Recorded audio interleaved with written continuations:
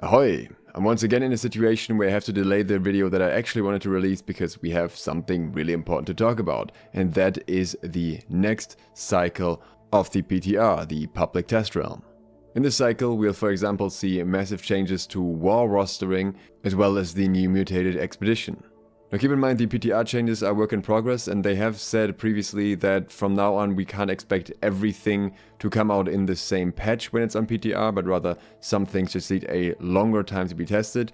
But the PTR will be going live tomorrow on October the 27th. So let's look into the new changes.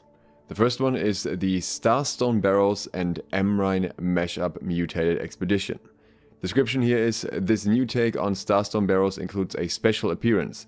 Players will revisit parts of the Amrine expedition and face both the intrepid Simon Gray and Foreman Nakashima. Challenge the expedition to find out more. I wouldn't be surprised that given it's a mutated expedition, we may actually end up facing multiple of them at once, and I'm very excited for this because I am a huge fan of Starstone especially. There are also changes to crafting and refining. You now get an Azoth cost discount depending on the tier of the station, if I understand it correctly. And at tier 3 of the station that's a 20% discount, at tier 4 a 30% discount, and at tier 5 a 45% discount. Certain recipes will also no longer be gated behind the tiers of the stations. This applies for most procedural weapon and armor recipes, so I'm guessing replicas as well as stuff like quest-related items. Then stuff in the arcane repository, specifically stat potions, health, mana regeneration, focus, and elemental recipes. And in the kitchen, health and mana foods.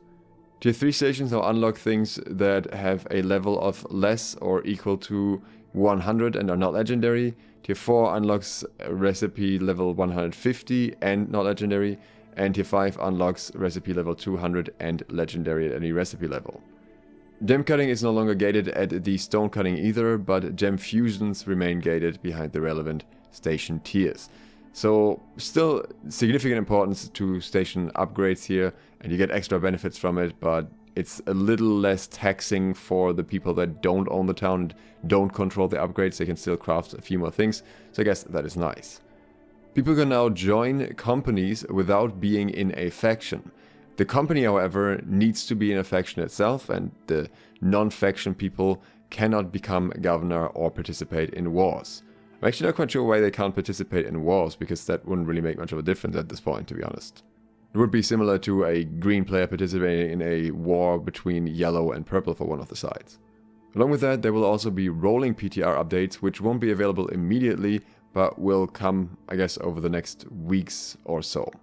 One of them is the group finder active lobby count, so you can see how many active lobbies are open for the expedition that you're looking at on the map tooltip and at the expedition entrance.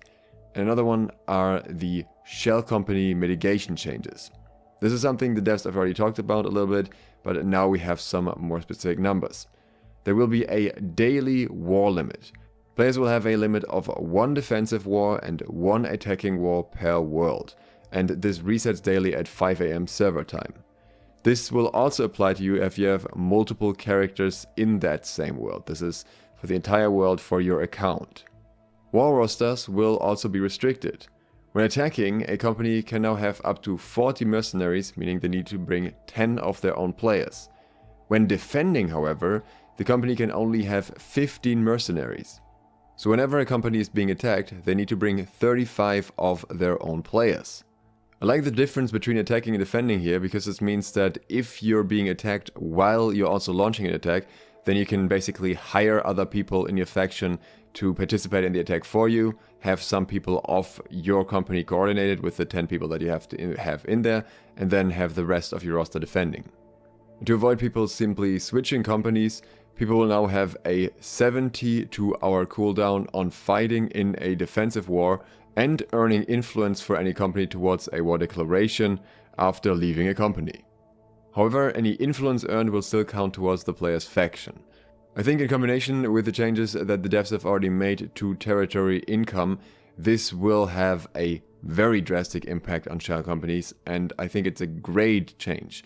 I don't think they can really test all too much about it on PTR, because it's not really an environment where wars usually happen much, but I'm very happy that they're trying to implement this, that are trying to test this, because I think that shell companies were a very big problem in New World that has kind of grown over time, where the biggest companies figured out, okay, that works the best way because we're making the most money, and then grew more and more and more, and a lot of servers basically just have 1 or 2 super companies now.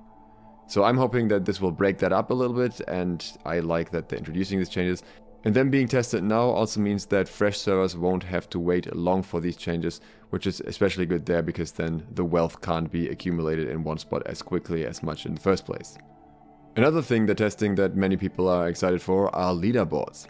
Leaderboards will reward players, companies and factions across the following categories: mutated expeditions, no surprise there, faction war, versus environment, versus player and trade skill. Every category contains subcategories. For example, faction war includes a territory control score.